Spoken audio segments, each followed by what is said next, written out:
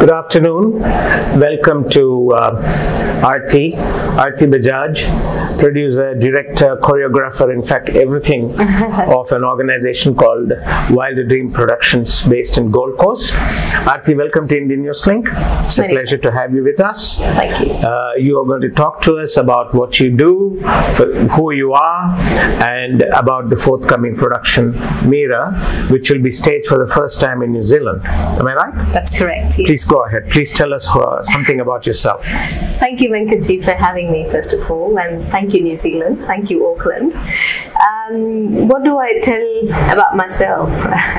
All I can say is I'm just a dreamer, a wild dreamer, and the intention, the idea is to use arts as a platform or as a tool to bring the world together, to bring the creativity together on one platform, and hence Wild Dreamer Productions, our production house, works on an ethos and value where we see each one of us with whoever has got the caliber, whoever has got the talent. We are here with the platform for you.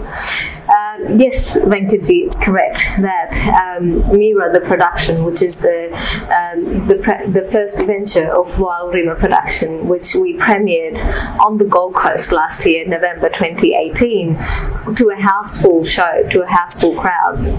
At the Home of the Arts in Gold Coast. After that thrilling opening, we now have just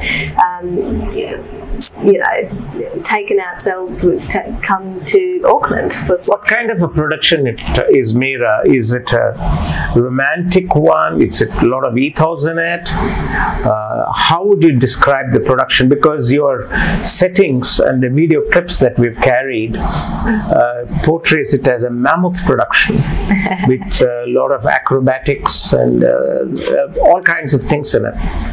You're right. Meera, as we know traditionally, is a story from 16th century of northern part of India. A royal story with a very, very unique love story. That's how I call it. It's a love story between a mortal and an immortal, which is Meera and Lord Krishna. You and I would call Krishna as Lord Krishna as he is in Hindu culture, but according to my perception of what readings I have done about Meera, for Meera, Krishna was a husband, the supreme man or the ultimate man. So in my story, we've tried to conceive Krishna as Meera's ultimate lover, and it is a love story. And we've used, because it is a global production, we've made sure that the writing or the script, the way we've conceived it, is very globally palatable. So we've used 8 to 9 different dance genres, which includes aerial, pole, Indian classical, Indian contemporary, ballet, jazz. We're also trying to bring in kapa haka from Auckland, from New Zealand. So it's a production which will tell one story, which is a love story between mortal and immortal, using multiple different global art forms. And it's not just that, it's a musical theatre, which means you'll see a big storyline where there'll be intense acting, narration. Also, we want it to go really grand. We want to bring it to a real global platform. Hence, we have 2D, 3D technology mapping on the stage that we've created right from scratch for the production. The music that we've curated comes again from many different countries, and it's got a very global feel to it. Yes, of course, it's an Indian story, so it has. How do you globalize a character like Meera? She's essentially Hindu. She's essentially Indian, isn't she? Or you're taking the lover aspect of it? Well, being a Hindu or being from India doesn't takes away her right of a love story not to be global. Love is global. It doesn't really matter which part of the world it comes from. And and whether she loves who she loves, it really doesn't matter. That one word, that one feeling, which is love, it is global. So I believe that itself in it is enough. So what are the New Zealand elements in the forthcoming production?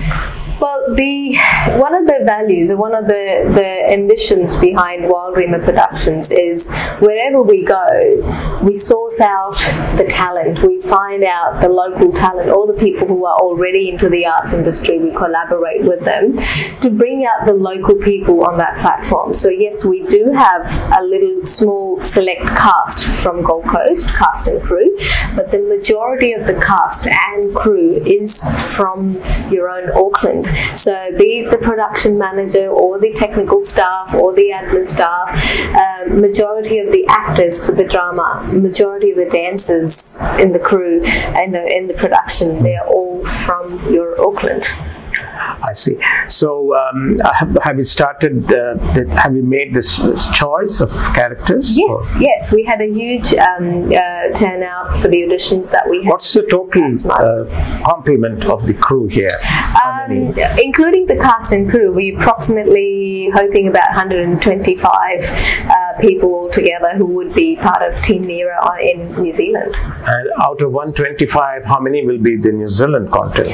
I'm presuming approximately 110 people. Okay, what would it be giving away the secret, or you already have performed this in Australia? So, what are you making any changes to your original script in New Zealand, or? Yes, we are.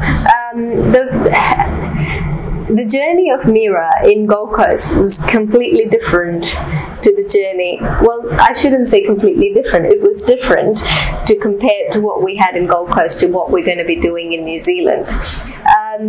Gold Coast had a different feel altogether. It was almost like I conceived Meera. She was in me for 9 months, which normally for babies for 9 months, but this one was for 18 months. And instead of one baby, I had 300 babies in me, which was the entire cast and crew, which included the amateurs, majority of them from the Gold Coast and Brisbane community. So it was almost like from the conception to the threatened miscarriage to, you know, survival from first kick from it to growing, and then the delivery was mature and it was ready to be delivered.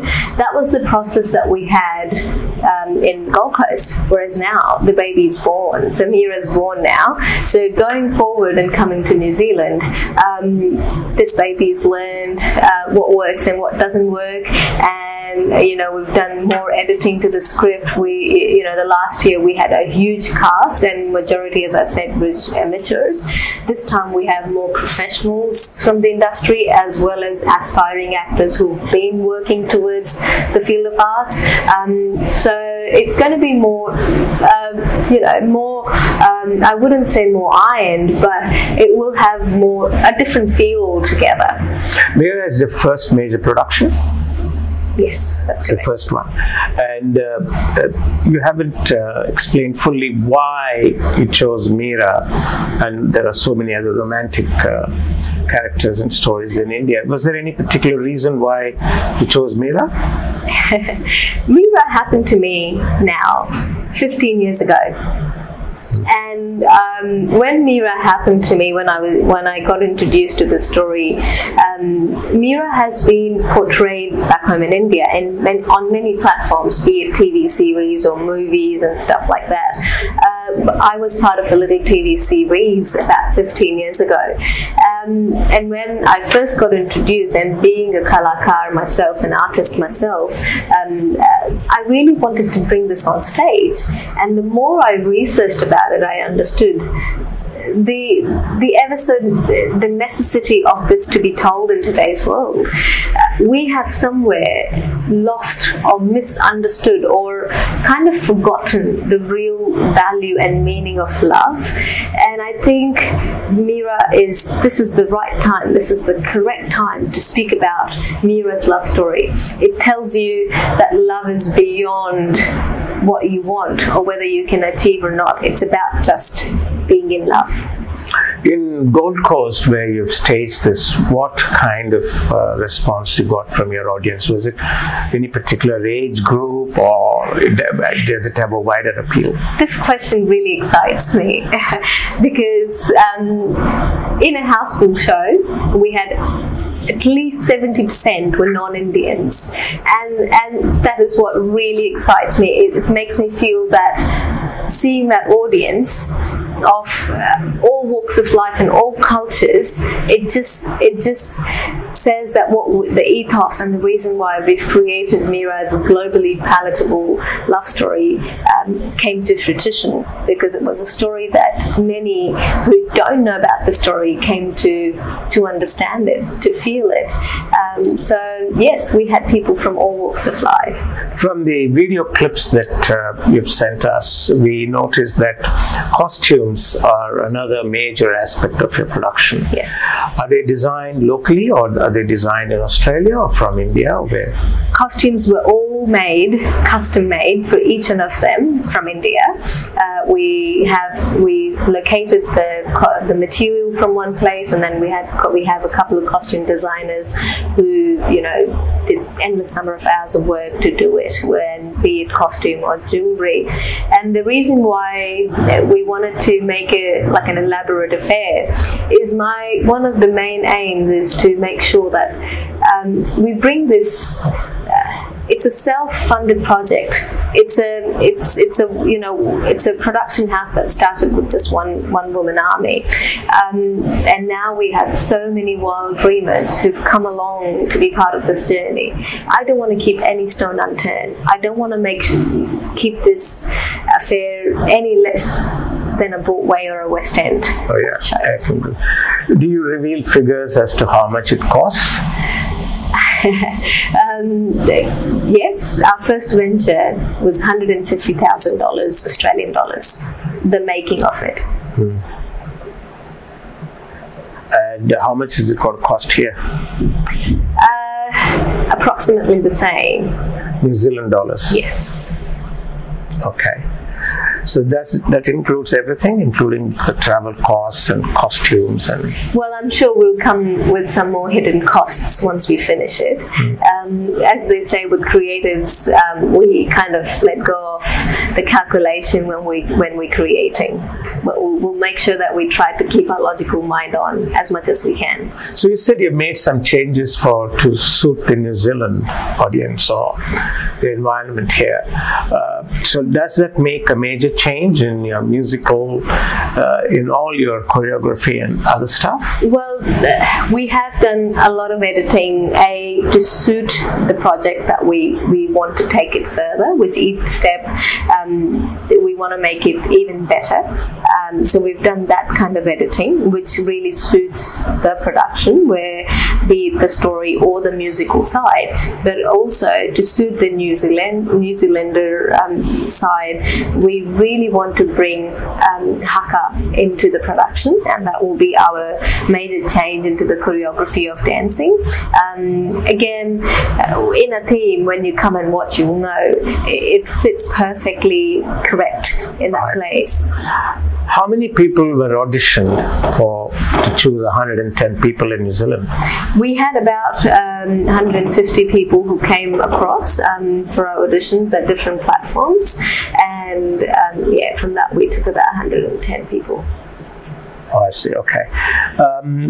You got any support from the government here, or any of the art and cultural agencies are supporting this? Not yet, but it's not a complaint. It is a request, and if this is a platform through which if I can reach any of them, I really humbly request and ask each one of them, if you believe in bringing art at that extreme level where we can build bridges and we can create beyond boundaries, and if this could be the tool that can create this beautiful harmony in the society, please come and support us. And through this we can always help tell you one of the major goals is to make art as a sustainable career. So if you support us, hopefully we will be able to bring those dreams of many other artists to life. You've had good support in Australia?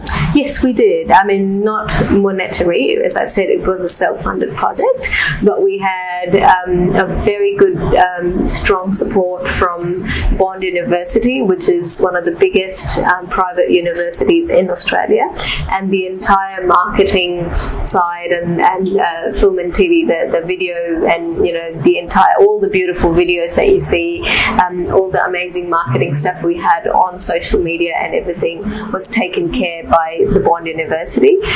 We had some amazing support from local people who were part of this production, and there were lots of creatives who just came out with their open arms to support and support the idea and support the production.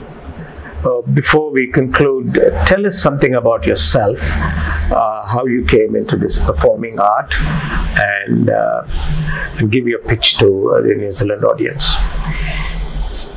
If I really have to tell you about myself, I am nothing. I really am nothing. I'm just a wild dreamer. A woman who believes in bringing this world together with the help of arts. What I have studied and how long I've been dancing or acting, it really makes no difference. It's, if I really have to put numbers to them, I've probably got a few degrees and about a couple of decades worth of experience in all of that. It's minuscule in front of what I really want to achieve. So I'm nothing. I'm just a wild dreamer who creates and wants your love and support so that we can create the magic again. For an artist, you're refreshingly modest. And thank you very much, Aarti. We hope to have you again sometime. Thank you. And we look forward to people coming over to your production. And we hope that it will be. Would you like to tell us when and where it will be staged? Yes. So look, guys, none of these artists will be applauded and will get their real worth until we have you there. So it is happening on 31st of May, 1st of June, 2nd of June, which is a long weekend, I believe, at the ASB Waterfront Theatre in Auckland, and we have 2 shows each day. That's correct. We've got in total 6 shows in these 3 days. So come and support your locals. Come and support this beautiful love story. Come and support this magical journey that we're all in together, and come and experience this extravaganza and magic. Thank you. Thank you very much. Thank you, Aarti. Thank you. And thank you. Thank you.